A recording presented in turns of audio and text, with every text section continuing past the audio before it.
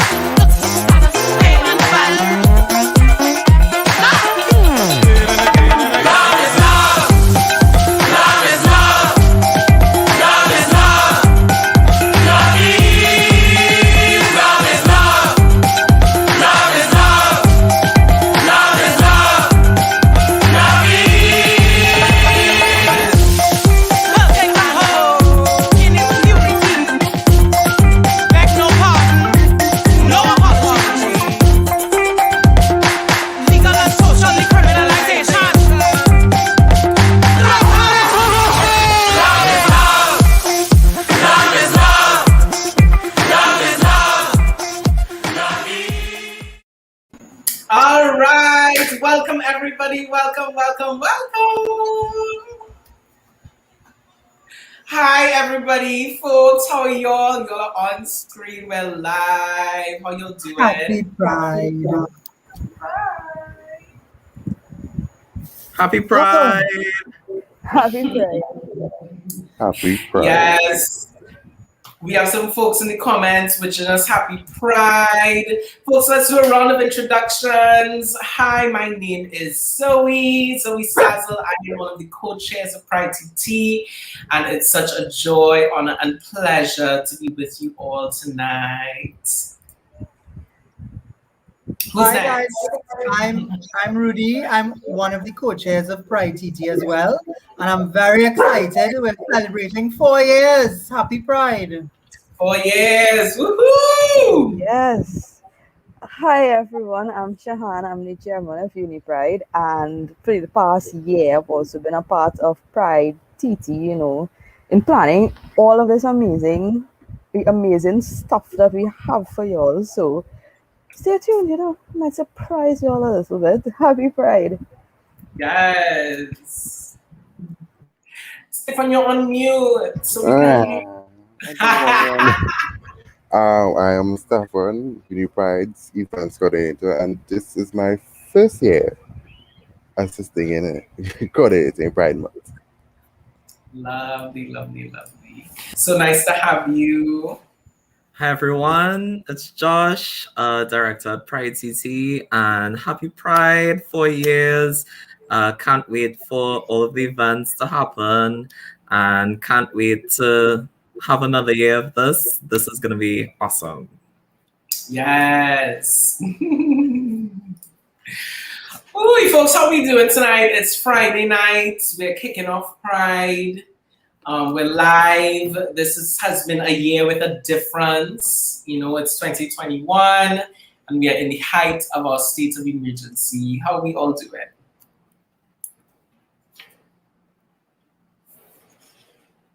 Well, it's been a lot, you know. Yeah. In terms of the states of emergency, you know, the lockdown and not being able to do this in person for a second year in a row.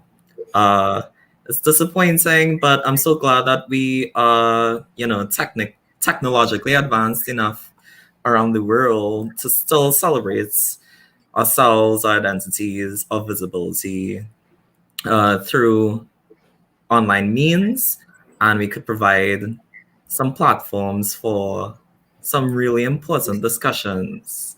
So I'm really happy about that. Yeah, definitely. Folks, everybody else, how y'all doing? How's it been? It's been a bit of a roller coaster. Well, in terms of job wise and everything like that, you know. So luckily I recently started back working, which is a good thing. So I get to, you know, the little bit to step out of the house a little bit, breathe in some fresh air, and that's just a little teaspoon. So it's been a lot of good things that has come out of this year, the state of emergency, everything like that. But you know, it's just you just need to keep positive and keep strong, and I think we'll all get through this, and then hopefully next year we'll have a physical launch again. You I know, right? In person Yes, Pride. in Yes. person. Just make sure and get your vaccines. Mm. Well, that's a great point, Ruth. Let's chat a little bit about so this is our launch. Oh, we have so many people on. Keep with me Hi, with Keith. night. Hi, So Shonda. yes, we have so many people with us. So this is a great segue. Vicky says it's been so frustrating, loads of anxiety. Yes. Girl, it has. Yes. It has. You know, but let's chat a little bit about some of the offerings that we have for our Pride calendar. We have an entire month of offerings. Let's chat a little bit about that. You know, every year, Zoe, it amazes me still how our community comes forward and we're able to curate this entire calendar of events. I mean, other prides around the world, even in North America, have commented that they just have 1 week and we have a Yeah. month. But you know, it really is. I want to say this publicly. It's a testament to the team, to members of the community, to our allies, to each of you. It really shows that where you put in some effort, even in these times, you can really have a fantastic showing and make the most of it. So for me, that helped. It kept me going, looking forward to Pride because I knew this was going to happen and what we were putting into it. So it helped me make it through between last year and this and now. Yeah, it's been, you know, and even last year, we had such a unique year last year. Last year was, you know, kind of the onset of COVID in the middle of our planning and preparations. And still, we were able to have a unique balance of Pride last year. We were able to begin in person. You know, so I think that's there's a lot to celebrate today. Alrighty, well, I think this is also a great point for us to maybe look back at a couple of years, previous years, and maybe take a look at prides in the past years. Also, Yeah, it's good to remember how we got here. yes, yes. So yeah, so here we have on screen We have a few pictures from years gone by. So Rudy, talk us through these years. You know, we must always remember that the momentum for Pride, of course, started over 30 years ago. And it was more of, I say sometimes, pride and hide. But people would remember that based on that work, and to complement it, Jason Jones brought his case against the state. I should say our case, because it's really all about us. That was in April. And when we, certain members of the community, we all realized what was happening, we said, you know, we have to come out and support. And the case, of course, deals with legislation, and the parliamentarians change the laws. So we got together and we mobilized this amazing, groundbreaking morning. It was the first time in Trinidad and Tobago's history, and I've actually been told in the Caribbean, that such a large group of queer and allies citizenry came together outside of Parliament to make their position known. And I remember that day when some of us got there, we were still wondering, will people show up?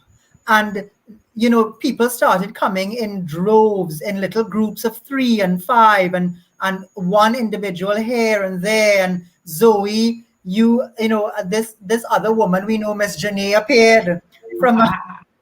So I look at this and I remember being there and trembling and with excitement. And you know, you're seeing people like Verna, Verna, Auntie Verna. Yes. Seeing other allies.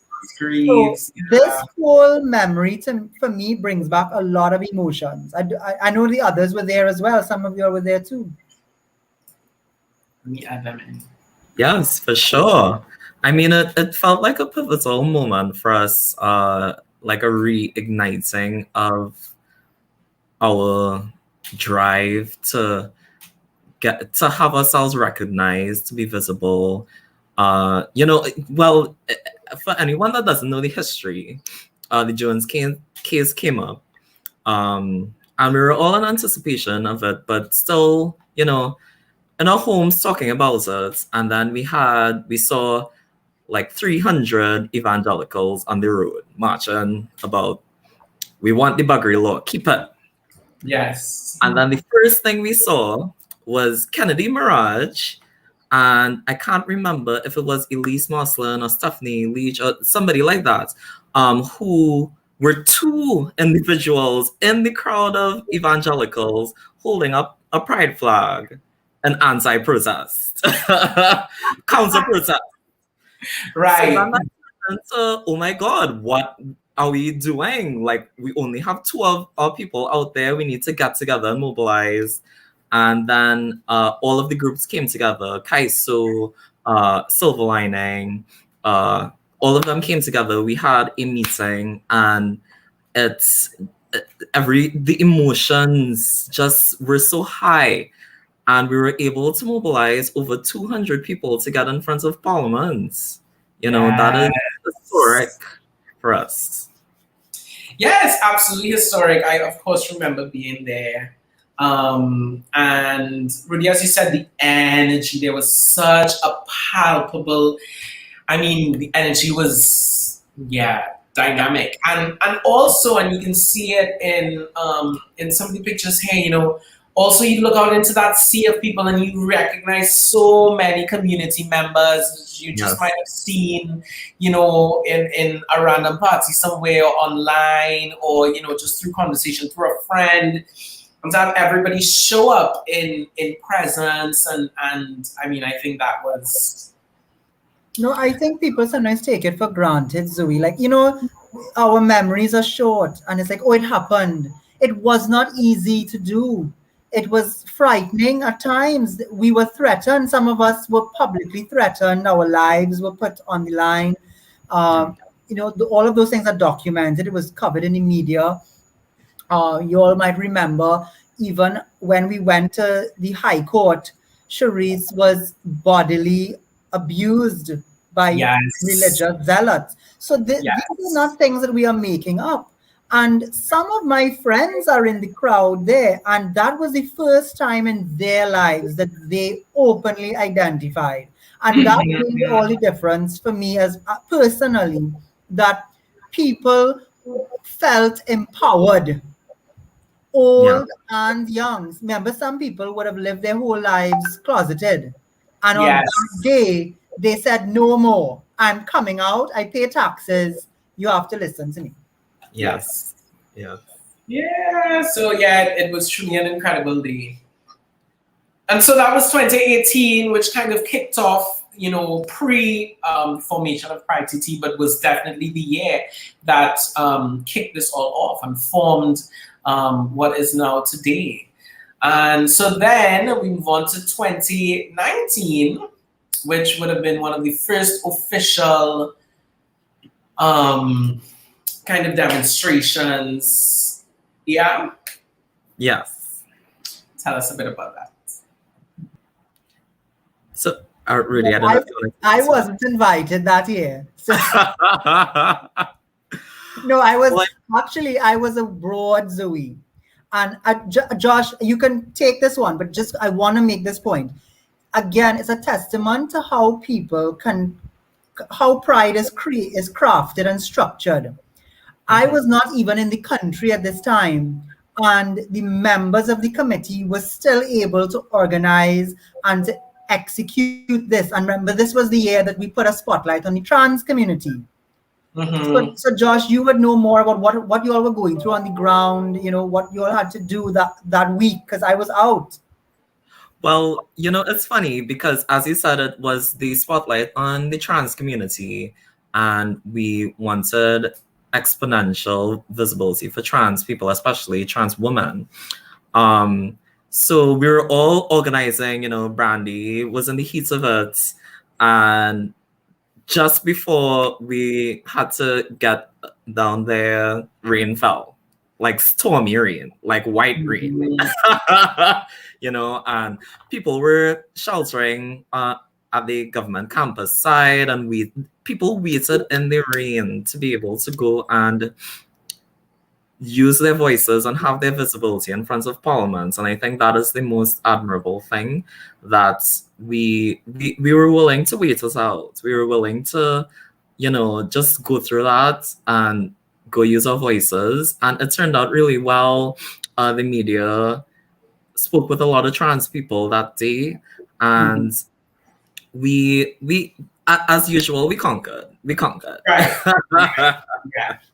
Yeah, which is always important. And it was a great step in just legacy, right? Showing up, showing up and definitely making sure that voices were heard. And also it really did leave such an impact, media impact, people took such notice of, the visibility of the trans community, and that being the launch of Pride. And so it was very, very, I think, very well done and very successful. Yeah. And then that takes us into 2020. All you ready? All you ready? Wow. Yeah. So now, I noticed Shahan staying quiet, but I believe this was the first time Shahan made her entrance. Shahan was out big and bold in front of us. Yes. That was my first Pride.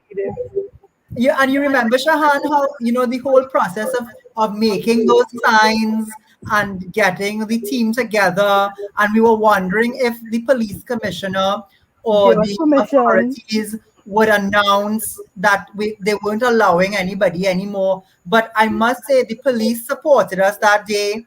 They allowed us to continue. We were able to engage. So Shahan, what was it like? You saw the first two. I always wanted to ask you, what did you think when you were seeing what was going on, and then one day actually ending up there? And I don't know if I don't remember Stefan was there, but no, I was not. It was last year's Pride was my first ever Pride to be a part of. And it was just so amazing to see that this community that faces so much on a day-to-day basis, that we came together for that day amid a pandemic, the beginning of COVID in Trinidad, right? Wearing our rainbow masks with holding the 10-foot long flag and those kinds of things. You know, it was, and then that was the first time I think I met Zoe and I met Brandy, and it was really so awesome to be a part of that. Yeah, it was lovely, lovely, lovely. A It really, really was. lovely day. And I think also what made it special was, the circumstances, right? This was Mm-hmm. fresh into COVID. It was. Um, and, us just coming out and still choosing to be present and show up was really powerful.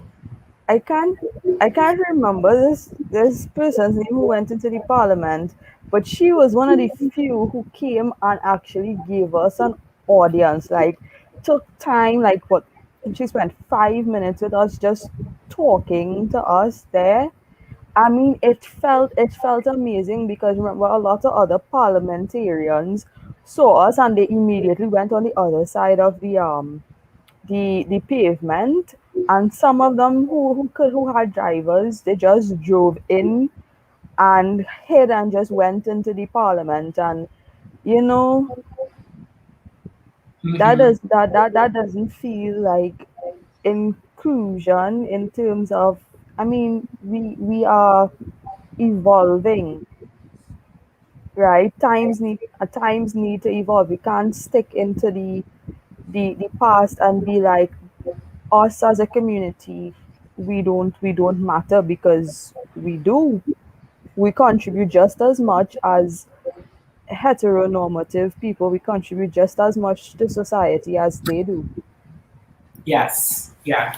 True. Absolutely. I might also say that I was not there, but seeing what you all pulled off and seeing what happened actually gave me some courage that year, because last year after seeing Pride Month, right after is when I came out. Mm. Wow. Oh, wow. So, Tell and us now more about that, Stefan. I mean, it was being able to see representation in who I am, and that I am not alone, and that who I am is okay and very much a great person. Because generally, the feeling is when you're not, well, when you're not that much in the community, the feeling is a slight sense of aloneness and being just by yourself. So seeing that Yeah. and seeing the representation gave me hope and courage and a bravery to come out. And now a year later, here I am. Here you are Yes. out and managing the events for Uni Pride. Yes. Yes. That is Yes, he amazing. is. Yeah. Those are the stories that keep us going sometimes because it is difficult. It takes a Very lot of much. energy. Maybe if I could just quickly let people know what goes into organizing a Of protest. course. Yes, of So course. there's all the mobilization, which sometimes it might be the easy part, where you let people know it's happening. You have to create messaging and communications around it. You have to you have Mm-hmm. to develop the logistics plan. Where are people going to meet? What are they going to be doing? What are the safety True. protocols? And while you're doing all of that, you have to then also work with the authorities. You have to inform the police service. You have, when you're going outside Parliament, you have to tell Parliament. You inform, like we're doing it next to the Port of Spain City Hall, so we have to inform the corporation. You then have to think about your own safety. Do you have security for the parade, for example? We have to inform and hire the police, and you have to sometimes apply for permits. So people sometimes probably think, well, Pride just shows up on the day. But That's it. this is a lot of sleepless nights, and a few committed people getting together to paint signs, to call their friends, to get up early, travel. People travel from San Fernando to come to Port of Spain that Yeah. day. And it was one of those days when it was raining as well. You remember? But Yes, we we were always say falling. there are no rainbows without rain. So if you need to outsource a protest committee and you want to hire us, Right. Yes, we we'll have a lot of gladly do it. experience now. Yes, yes. No, it's very, very true. Very, very true. So that is, that's kind of what's shaped us in the years before. That's what's come prior to this year. But now it's 2021, right? And it's a new year.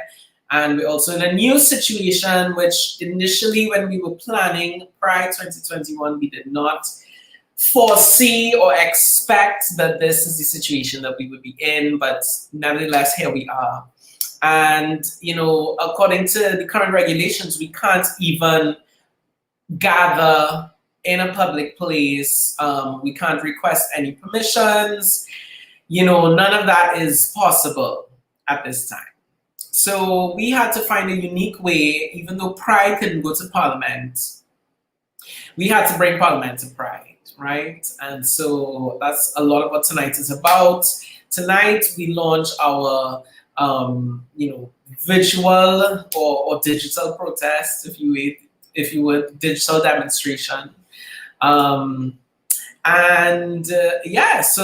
now I'm gonna hand over to Rudy a bit more so that Rudy could give us some more info on what this year's demonstration looks like.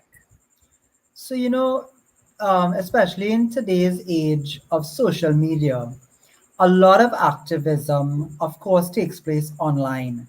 And there's still a space for in-person advocacy, of course. But we were not going to allow COVID to stop us from continuing our traditions, because traditions are what have kept this community alive and surviving for many years. For those of us who've been around long enough and longer, it's these types of traditions and you need to show sustainability and stick-to-itiveness. So what we did is every year since Pride was established, we have run a longitudinal study where we survey our community, because every decision that we make, every activity that we plan is based on feedback from our community.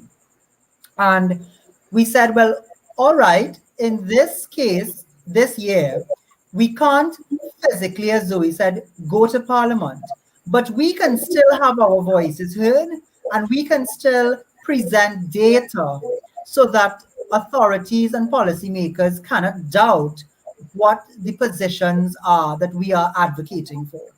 So that's basically what we did. Instead of running the survey at the end of Pride, we ran the survey leading up to Pride, and we got over 230 respondents, which people may say, well, that's only 200. No, actually, in a small island like ours, yes, that's a huge sample set.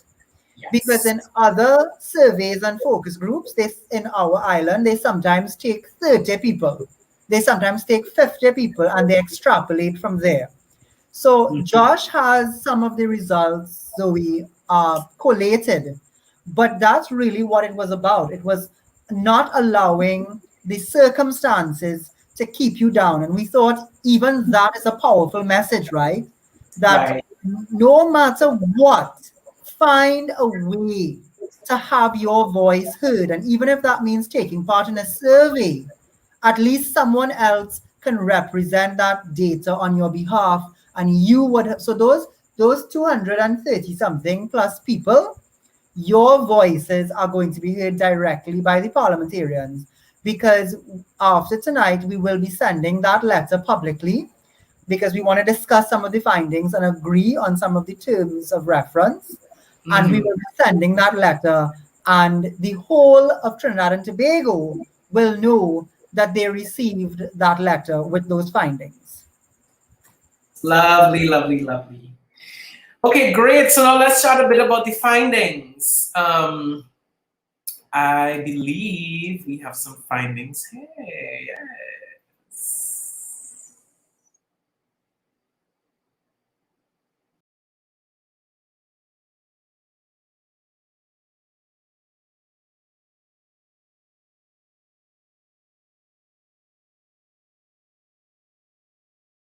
Joshi, you're on mute.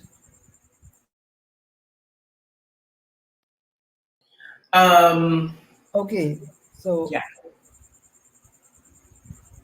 So basically, what you were seeing there initially was the first pie chart that gives you a sense as to the makeup of the community. And again, we are very happy. This year, we're focusing, of course, on the women within the society and the community. But there has always been a preponderance of activism or public activism, or at least a focus has been placed on the men. But we're glad to see that other queer identities took part. So as you can see there, it's almost 50-50. You know, the other identities have been engaging and they have been sharing their feedback, especially the bisexual community. I was so happy because, you know, sometimes even on both sides of the fence, they get up, they sort of get ignored, right? Yes. But so that's the first identification pie chart that you're seeing there. So that again, as a community, no one can say that we are not representative. The politicians can't say, well, that only represents women or that only represents men. It represents everybody. Lovely, lovely, lovely. Next one, general location. And then again, the fact that parliamentarians represent 41 constituencies. Never forget that, right? So each one of them, while they represent the country as in a legislative framework, they are ideally supposed to represent the voices of their constituents in their respective district. And again, we can show to them that this is not something that is located in Port of Spain. It is not something that is located in Tobago. It is all across the country. So if any one of them thinks that they're getting away, then they're wrong, because it means that there are queer people in your constituency and you have to represent for them. Oh, yes. Oh, yes. Now, Shahan mentioned earlier that she has been able to secure a job during these times. But as you can see, there is still a large percentage of persons from our community who are unemployed. And some of them have only part-time employment. So those of us that are comfortable need to remember that we have to find ways to mobilize and to develop programming to not only assist those in need, but to develop sustainability so that we can promote queer businesses, we can buy from each other, we can support queer-friendly organizations that give back to our community, like Scotiabank, for example. We just opened our bank account with Scotiabank because we see the importance of supporting those that support us. So in this time, especially, people are being made even more vulnerable because they have lost their income. And when you listen to the government talk about the incentives or the subsidies that are being allowed, and Gabi Hossein wrote an article about this. While on paper, it sounds that everyone has equal access, we have to ask, are queer persons equitably accessing government grants and services and healthcare? I mean, Zoe, I'm sure you could talk a lot about what happens in the trans community where that is concerned, you know, and especially with the work we've been doing with Trans Coalition. Yeah, definitely. I would say that, one of the aspects of trans experience that usually goes so forgotten is how tough it could be for trans persons to access what any other member of society can access easily without any form of complication. So definitely with regards to the grants, there were very, very few, if any, members of our community that were able to access those grants. And also even now, looking at vaccinations. So at Pride, we're having our vaccinate. We're going to do a vaccine drive coming on to the end of our calendar. And the reason why things like this is so important is because our community members need places where they can go to access these public services, healthcare services, other kinds of services, where they don't have to fear for discrimination. They don't have to worry about, okay, I'm going to go get my vaccine, but I'm going to have to present an ID which is not in accordance with how I present. What's going to happen? How am I going to navigate? Are they going to assume that I'm an imposter? Things like that, that are so quintessential to the trans experience, and trans being an umbrella term for non-binary, gender non-conforming, etc. So that's a bit from my perspective.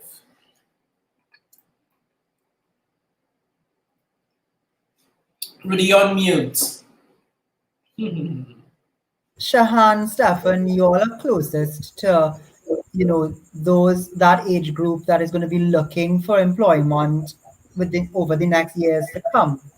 And you all would have just started / left university. I won't say who is who to age you, but what do you all think about when you think about employment and your future?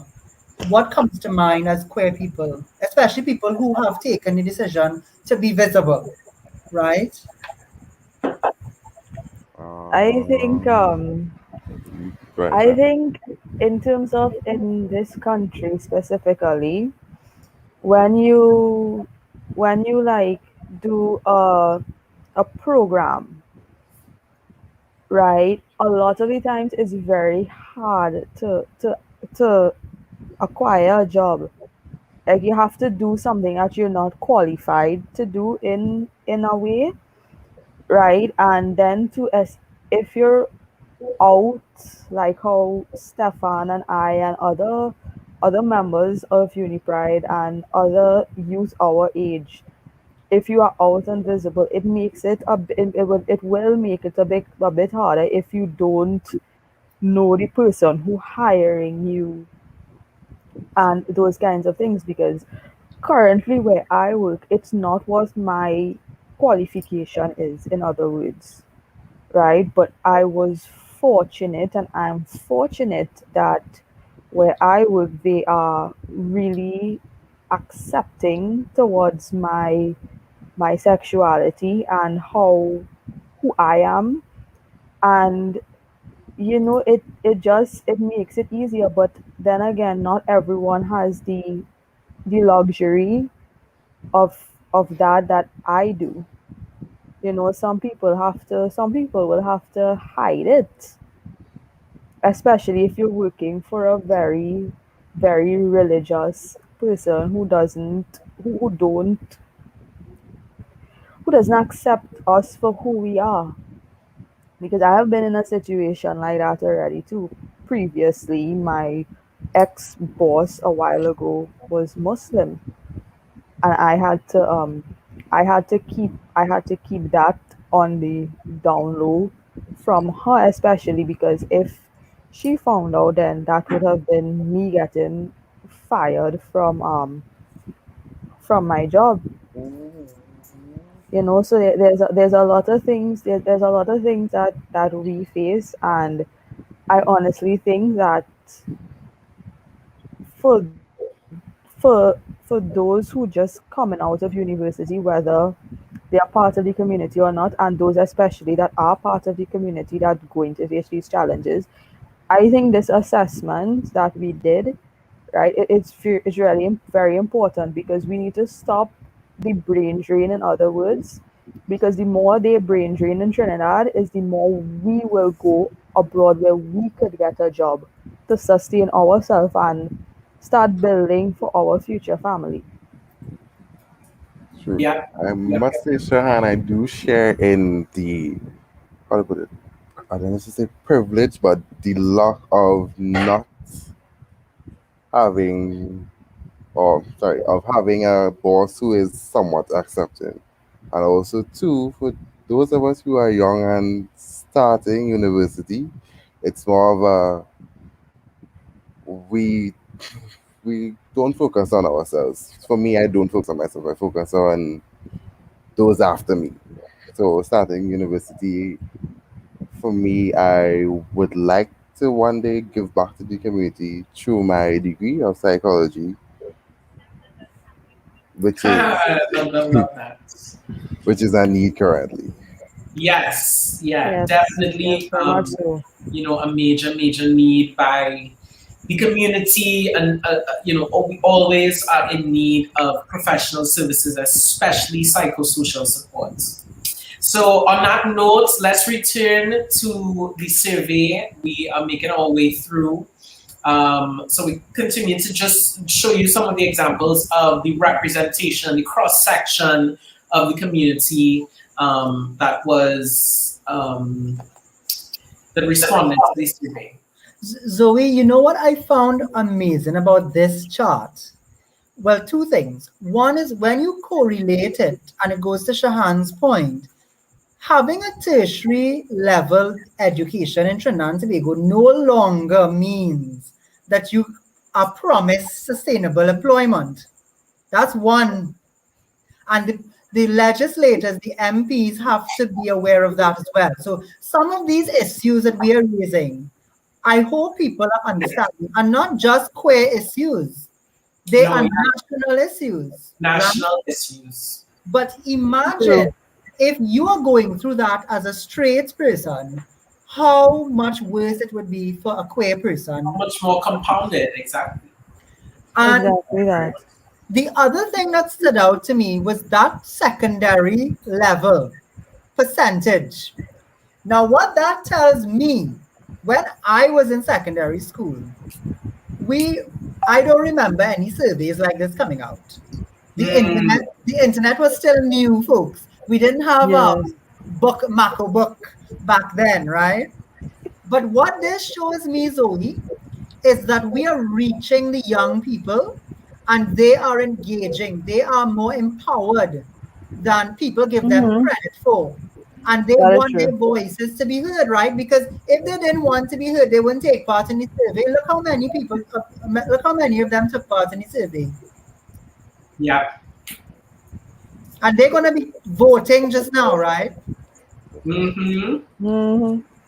I just keep plugging that away, right? Since we have a specific audience tonight of 41, of an audience of 41. Exactly. Exactly. Now, this one is very important as well. Zoe mentioned earlier that one of the things we're doing this year is really encouraging people to get vaccinated once you feel comfortable to do so, of course. But we think that the science suggests that we should get vaccinated. And we wanted to understand how many of our community members had already been vaccinated. And unfortunately, there's still more than are. So we were happy to see some, but what we'd like you to do is if you're interested in getting vaccinated, reach out to us. We are working with the Ministry of Health to develop a list, and we are hoping that on the 25th of July, we will be able to organize a space where queer persons and allies on the list can attend a vaccination day. So we need to get this number up. Yeah. Yeah, definitely. Definitely. Now, this one really, I was hoping, of course, that this would be completely 100% new. But guys, this thing is so close to home for all of us. Imagine people have lost someone due to COVID-19, right? I know a friend who lost someone, a member of our community, a long-standing couple.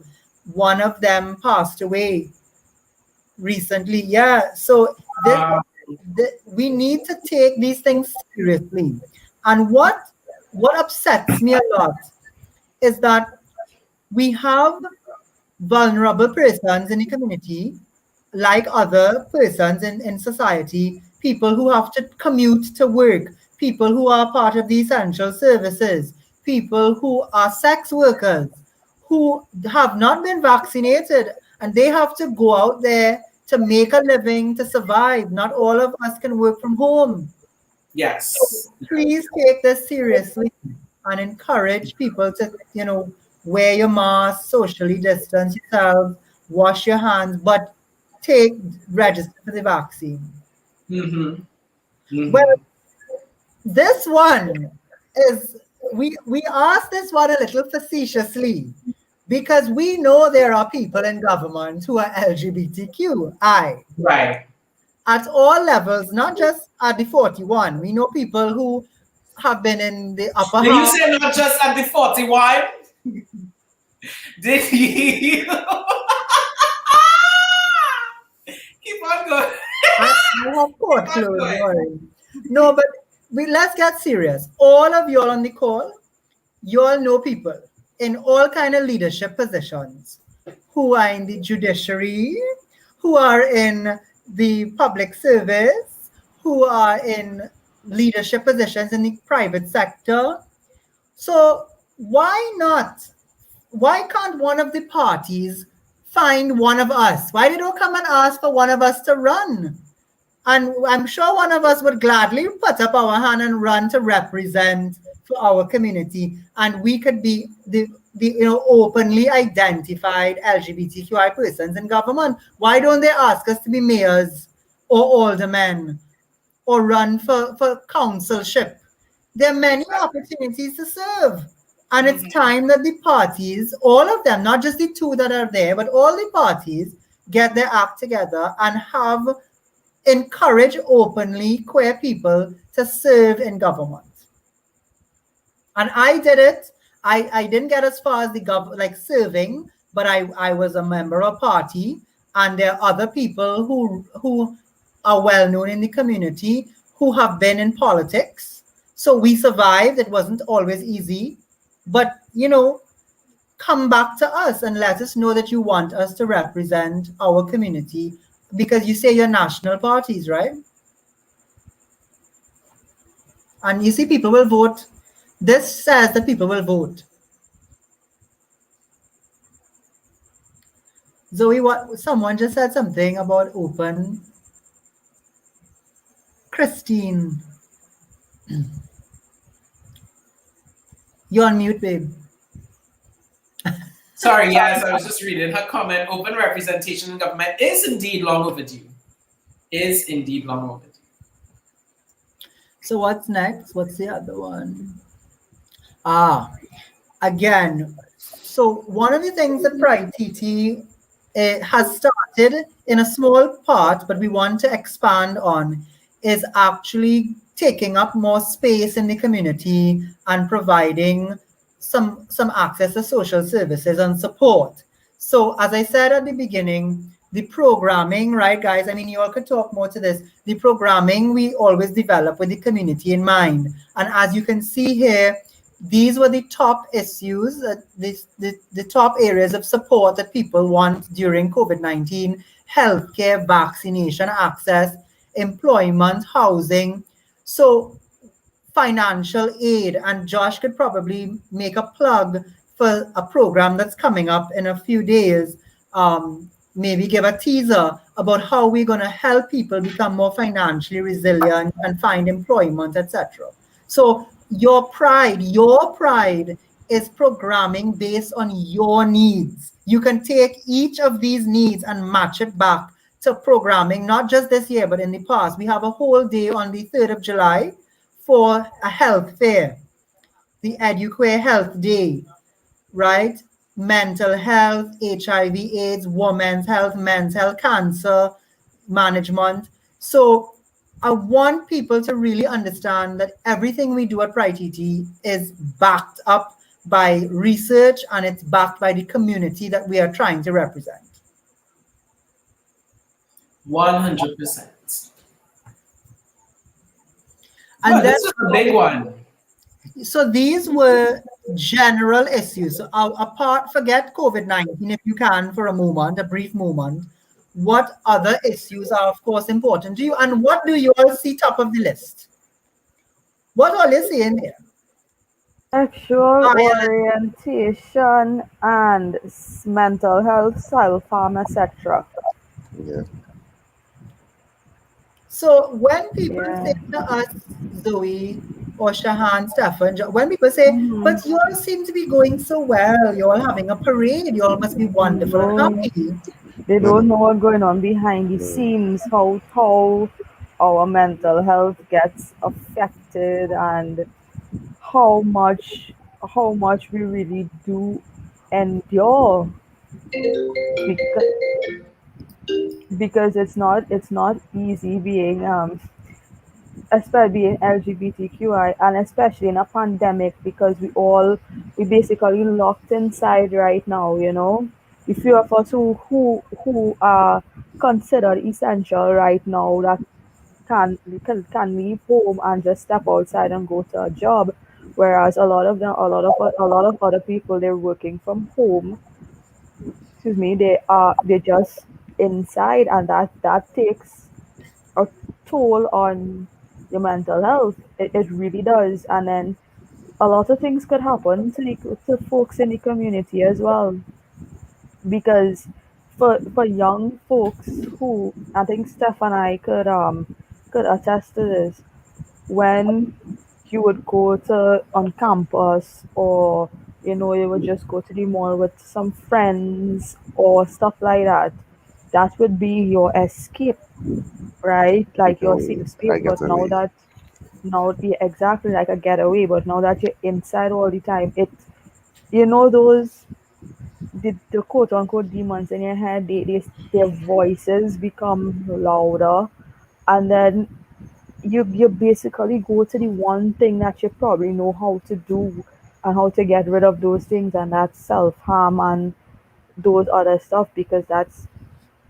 the easiest, because of the lack of mental health. I'm categorizing psychiatrists, psychologists, everybody as Mm-hmm. mental health workers, because of the lack of mental health workers. And then too, you have to remember, a lot of us are youth, so some of us can't afford to go and see a psychologist or stuff like that. And then too, there are concerns of, hey, maybe the psychologist I go to or I go see, are they LGBT friendly? Will they understand what I'm going through, where I'm coming from? Will they discriminate against me? A lot of those things are what we face, So I mean, we have NGOs and stuff trying their best to provide free mental health support, but at the end of the day, there are a lot more people that need the support than they could provide. And I think this is where we could probably reach out to probably other psychologists, psychiatrists, other mental health workers to see, maybe they would take some on for us, right? Because we ask, and they don't have to charge the folks, especially the youth, because they are what you, Rudy, you, Zoe, and all the other members of Pride TT, that we have to carry on what you all started if we don't want it to stop, right? So for us and the younger ones behind Stefan and I, right? They still need to we would want them to carry on the work we're doing, and we all can't do that if we don't have take proper care of our mental health. And that is something I think we should work on, and try to get more help for those that need it. Sure. I'm reading these issues, and sometimes as a community we think we are so divided or we have different perspectives. But when we when we are asked what is important to us, I want folks to the data is suggesting that people share a lot of similar issues, or they see issues as important, even if it may not be directly related to them. So, Yeah. for example, people, the trans community has been talking about gender identification marks, and Mm-hmm. I'm sure many people who said that is important to them, they may not identify as trans. And in the same way, adoption, there are some gay people who do not want to have children at all, but they know that others do. And Exactly. what about marriage?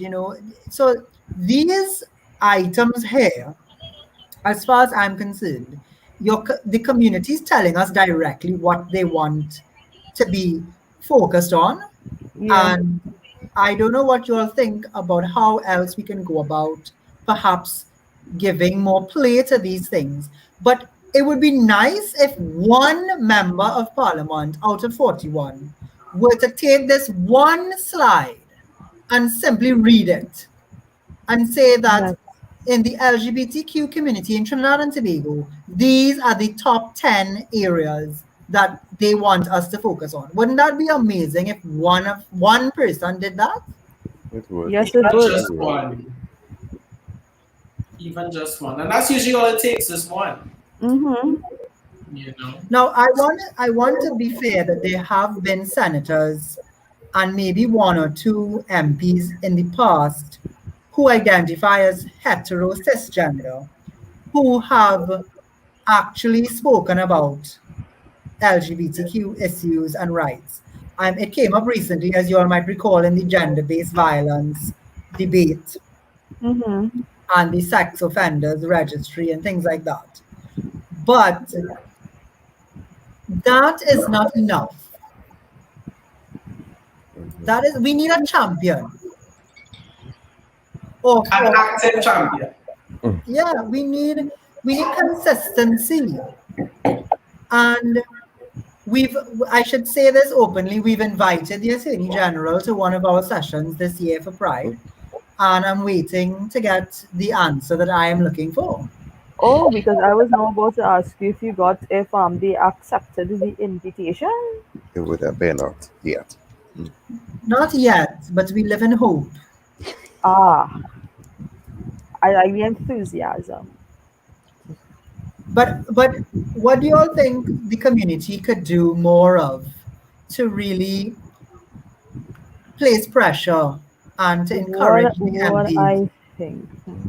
I think we should, each member of the community, right? It's not hard to just write a letter, right?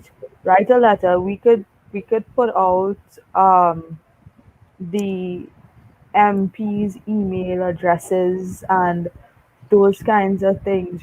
Write a letter to the MP if you don't want it being directly attached to you per se because of your safety and stuff like that. Still, write a letter, email it to them, or even email it to PrideTT, and we could send it. We could send it off because I don't think if we get 150 people or more, they're gonna think that we PrideTT has and the members have all this time to sit around to type false letters. We don't. We have a lot of work doing, right? We have a lot of things going on, right? Write something, bombard their emails so that they have to click on your letter, right? They have to click on our letter to see what really matters to us. And then we should not only come together at just pride. This should be ongoing throughout the year because it's not just for the month of pride. We need representation or those kinds of things, or we want certain things done, certain security, certain safeties, those kinds of things. No, this should be this should be ongoing throughout the year, right? Continue, just writing could get us somewhere. So that is what I think we could do. And when we are ready to mobilize physically, come out and be there. If you don't want your picture being taken, all those kinds of things, let us know. We could facilitate that, because that was my case last year, right? And Rudy could attest to that, right? I was in the middle of the launch, but you rarely see pictures of me, right? So it doesn't take much. When we mobilize, come out and support, because we can't do this alone. We can't fight alone. We need everyone, and whether you're part of the community or an ally, we need everyone to come out and unite the community, bridge the gap between us and the legislators, right? And get the thing done. It's time we stop sticking in the past, and we get this government and future governments to the future, and get what we want now. It's fine time. The guys want deserve. Yeah. Mm-hmm. I think what's interesting about the data is that there are equal responses, and they're the highest responses for mental health and self-harm and adding sexual orientation to the Equal Opportunity Act. And that says that there's a correlation between there's a correlation between yes, Zoe, it is back up. Yeah, I was just asking if we could bring it back up just so that we Yes, can. it's back up. Yeah, there's a correlation between the fact that people fear that they're going to experience some sort of victimization in terms of basic necessities on the workplace, and housing, policing, uh, and mental health and self-harm. I think even when we have the discussion about what can we do, we have to remember that there are a lot of vulnerable people in our community who may not have the kind of access to be able to be visible that we have. Sometimes a lot of us are insulated or privileged enough to be far away from certain scenarios, or not be able to relate to certain scenarios, but a lot of people would not be able to experience the kind of protections that some of us do. So I think there is a case to be made for really driving the hammer home on politicians to realize that minority groups, we can't be put into a Forgotten. box and be dictated to by a majority. That's one. Our rights cannot be on a back burner for a long time, and that the more they delay and the more they ignore is these are the effects that it's having on the community.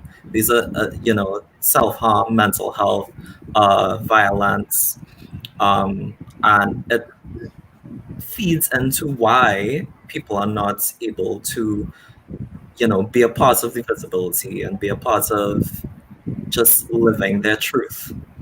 True, So, true. I agree you with know, you. yeah, that is mainly where I think the data presents a really interesting case. Mm-hmm.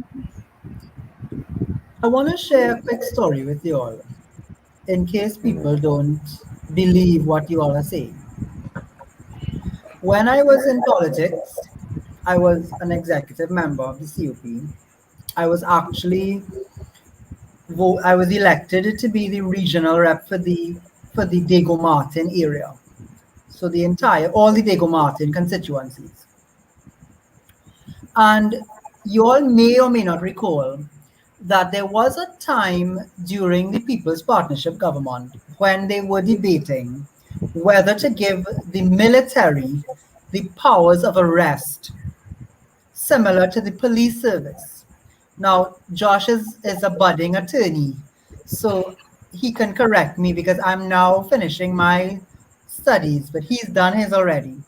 But the powers of arrest of a police office that a police officer has, people also take that for granted. But it is a sacred oath that is enshrined in a police officer's duty for them to be able to impinge upon your constitutional freedoms.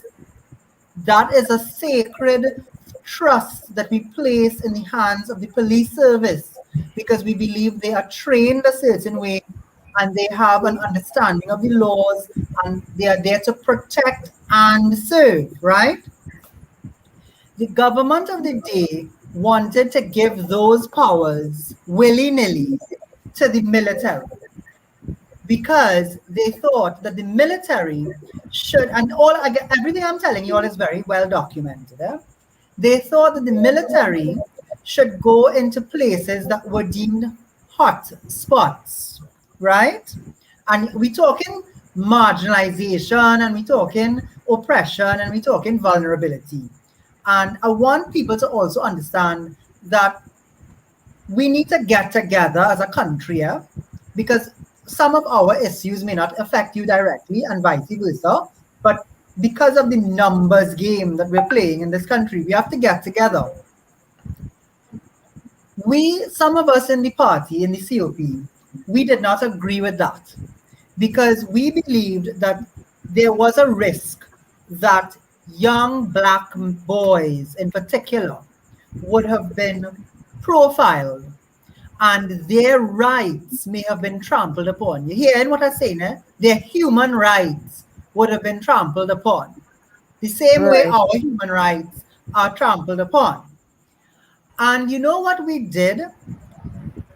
I don't know if anybody knows where Scorpion Valley is or Lansmetan, for example, right? But that is one of the areas that at one time was deemed a hot spot. And we went into areas throughout Diego Martin, and we held cottage meetings, and we got people to sign petitions saying that as members of the COP, they did not agree with our members voting in the parliament to support that bill. That's what we were able to do. And we got the very people who would have been profiled to stand up in that way. They didn't go in front of Parliament. They didn't put their face on social media, but they came out to the meetings. They signed the petitions. They did what they had to do, and that bill never got passed. So all I'm saying is that sometimes it takes that kind of work, but I have seen it happen firsthand where I want you all to believe you can make a difference, because I think in today's world, we have a lot of apathy when it comes to politics. We throw our hands up and we go about our daily lives. But if we don't get together, people, and really make a change, then what persists is going to remain. And people like Shahan and Stefan and Josh maybe, and even Zoe, because I'm the only old one on this call, all of them young. All of them may choose that they want to have a better life for themselves where their identities and their lives are protected and where they can make a difference. Yeah. As Shahan and Josh intimated. So it can happen, but it takes a lot of work. Mm-hmm. Yeah. I also think one of the impacts of the Parliament demonstration on April 9, 2018 was that the community saw for itself that it can mobilize. The community saw for itself that there's power in numbers, that there is less to be afraid of than we realize. And I mean, there are a lot of real life problems and drawbacks and obstacles that people face in terms of being visible. But, when we unite in such a way where they have to stop and see us and talk to us, sing the national anthem, and you make them stop. We have to be heard. And it's empowering to know that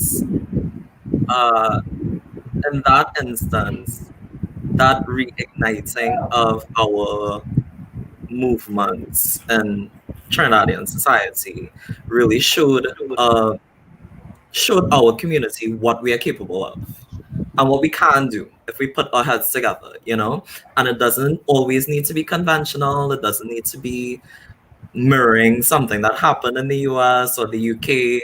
We can find great ways to do amazing things in our country that will benefit us in the long run. True.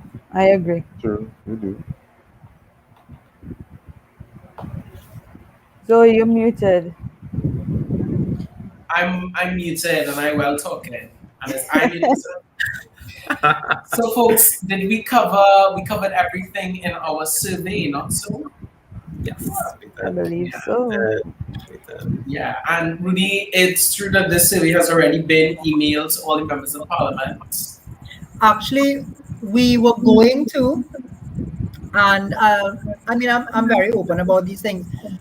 A friend of Pride called me to discuss another community activity that is going on.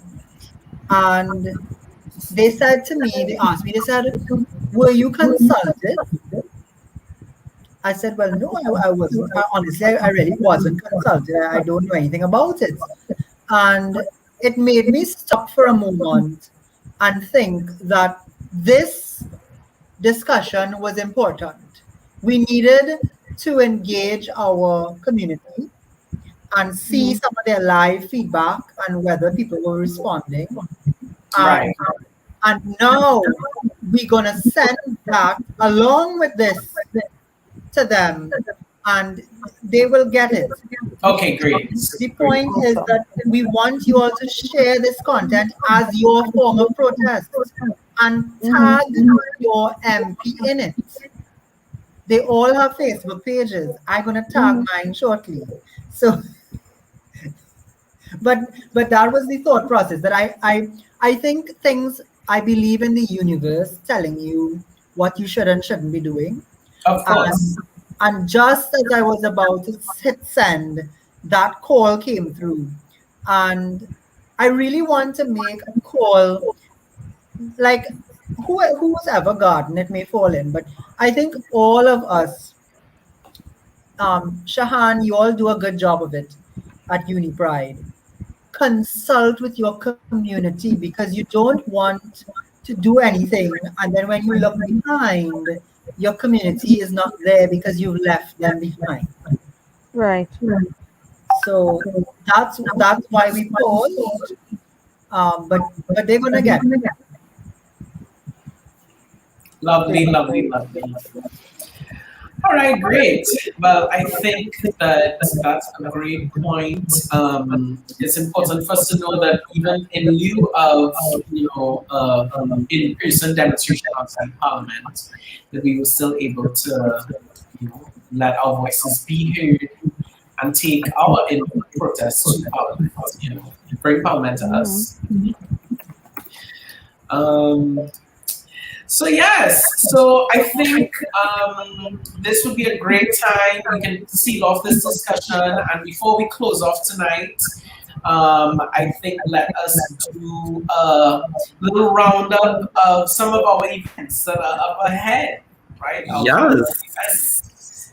Well, it's going to be exciting. We have a lot for everybody. Of course, we know that the focus is elevating women this year. And their foundation in the community.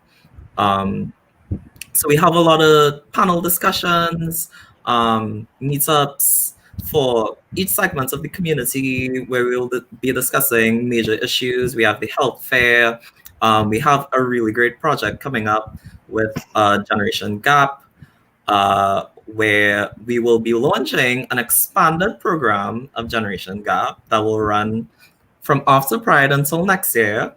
And it's for LGBT youth development, where it's a partnership with Scotiabank, where we will be doing sessions to help LGBT youth in their career development and also mental health and wellness. So it's going to be amazing. Thank you, Rudy, Zoe, and Kennedy Mirage for helping us secure this program. And then we have our film festival with the foreign missions, which is going to be very exciting. We have streamings of Diva, and you're going to see us as usual. And So I hope Joshi, by the way, Faye, our director and trustee, she's actually on tonight on the Gael Caribbean program. She's on right now representing Oh my, are we missing and that? looking with Roma. Both of them are looking lovely, and Faye is going to be the coordinator of that program. So she is. She is. Zoe, I think you just put up a little snapshot of the calendar. Yes, So, yes, yes. I mean, it's really small to Slowly, read, slowly. but there's so that much that's happening. Shahan, I know you could speak to a lot of Uniprize events who are like the main partner this year. Y'all are doing a lot, so let's Yes, hear it. yes, we are. So I think between Stafford and I will tag team this one. Yes. On the 28th, which is on Monday, we have our first event, which is in collaboration with Amanda McIntyre and She Write Collective. Right? It's a continuation of 2020's Sex and Sexuality. So not to give away too much, but we put together a little something that was done by the events team, and we had a recent meeting with Amanda to finalize the information that we're going to put forward toward everyone on Monday. So that is sex and sexuality, and like the piece says, continuing exploration of our identities. So I'm gonna give away a little something. Take it away now. You see, I might get in trouble for giving this away, but it's like a little teaser, right? So we decided that, last year we put the T in front, the LGB, the L, the G, and the B, right? But we wanted to zero in on the non-binary folks, and the umbrella terms, in other words, so that folks will know that that non-binaries are people, and if you hear somebody say they're gender fluid, you know what that is, and they don't think that they are not important because they are not part of the main acronym, in other words. Mm. So that is a little bit of what's coming for sex and sexuality. Mhm. Um, the next one, I believe, would be in Oh, July, yes, it is. right? I think it's GBV and the queer community.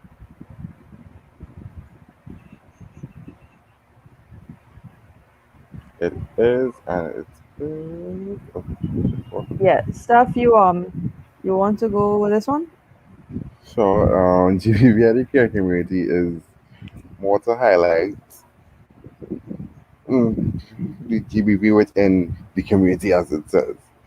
This is in partnership with Sharon Motley And the and the women's Women's caucus. Caucus. It is supposed to be impactful, and I don't just call it, I'd say heavy but impactful. Yeah. It's definitely an important issue within the Mm-hmm. community, and I'm so glad that you guys are doing a segment on it where we could have open discussions and honest discussions about gender-based violence. Anything else on the Unipride side? Yes, we actually have two more events. We have Macho Woman, I believe. Macho Woman and Young Queer Talk. So tell us Yes. about Macho Woman. So Macho Woman, we are having panelists of women, right? Because we had Macho Man last year, and this year the theme is Power Her. We decided to do a flip on it this year. Right. So, and well, I'm hoping it will be the inaugural one, so that next year maybe we could have Macho Man and Macho Woman. So Yeah. I'm crossing fingers that this one is the inaugural Macho Woman. Yes. We are trying to get different folks who are part of the community and who are in different fields. So I don't want to give much away, but we want to get Yeah. someone who is on the athletic side, maybe a trans man. If we could, if Mhm. we could get one into our panelists. And I don't want to say too much That's fine. to give it away. But she's That's very fine. close to very close, very close. Yes, that's Um, fine. I'ma just swing into young queer talk real quick, right? Because you know, we want to try to wrap up a bit early tonight, Yes. right? So I'm gonna swing into young queer talk real quick. That's on Thursday, July 22nd. So that's the final week of Pride Yes. 2021. So it's a it's a half and half. I would like it to be. So the initial idea is for us to do what we initially planned to do in Young Queer Talk, like highlight the youth problems, what us as youth face within the community, Mm. right? And then end it off not so serious. End it off in like split the time in half, like have the end off like a party kind of thing, play some music, just Virtual be. party. Yes, like a little virtual party kind of thing. Just be queer, just be you, just have some fun, you know? Awesome. And also Yeah. for everyone who has smartphones and devices, you know, download the PrideTT's app, right? PrideTT, we launched an app, so download it. All of the info is on the app. Yes. And And that's it for UniPride. yeah, awesome. We can't wait to see and be a part of that. And also just a few edits. Memorial would be rescheduled to August 1st. That's where we honor our community members that have passed. And the film festival will be extended. It's not just on one day, it'll be from Friday the 9th until the end of Saturday the 10th. So that's it for me on the events, and back over to Zoe.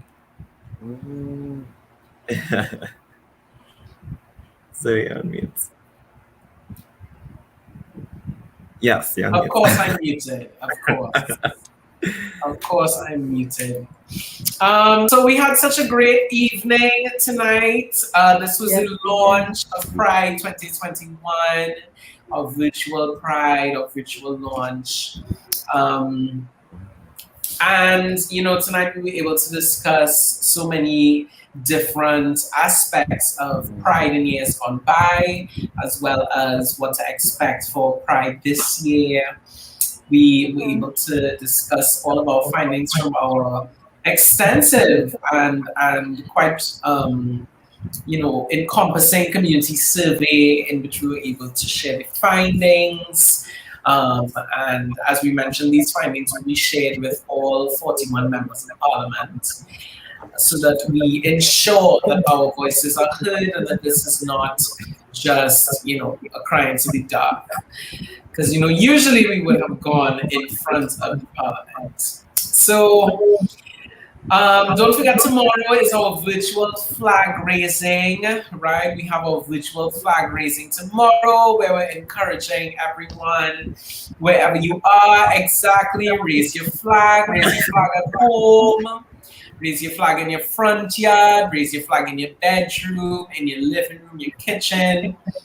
keep it in line with the ordinances that we are currently in. So we don't want to see any pictures of anybody going to any public places with groups of more than 5 and hoisting flags. We will not be condoning or encouraging that. We want to keep everything in line with, the ultimate in our regulations and more specifically for our safety, right? We want to keep it safe so that next year we can be in person and we can not only be raising flags, but we could raise banners, we could raise glasses, we could raise toasts, we could everything. Right? So tomorrow's our visual flag raising and take a picture, take a little picture, send it to us. We'll be reposting on all of our platforms. And as we said, keep in touch with us. Download our app. Right? On the app, we have the PrideTT app in the Google Play Store.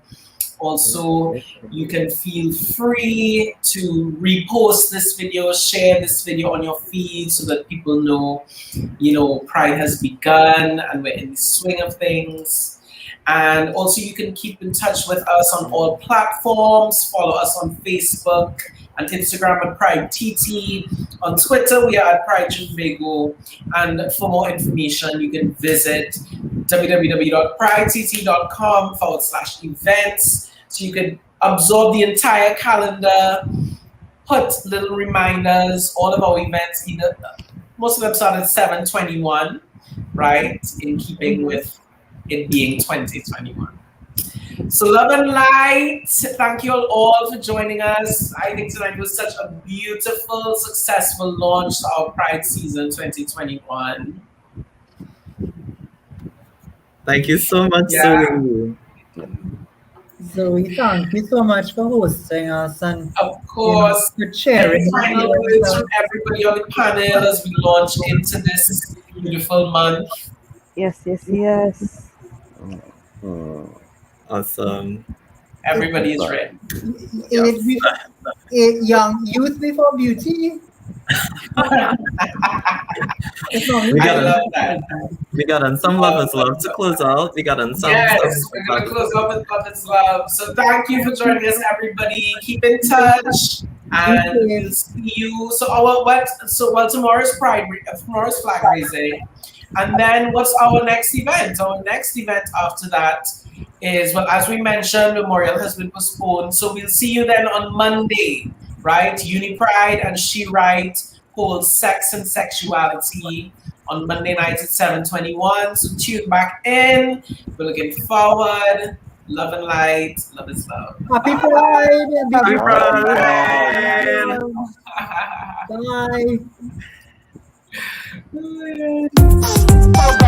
Bye.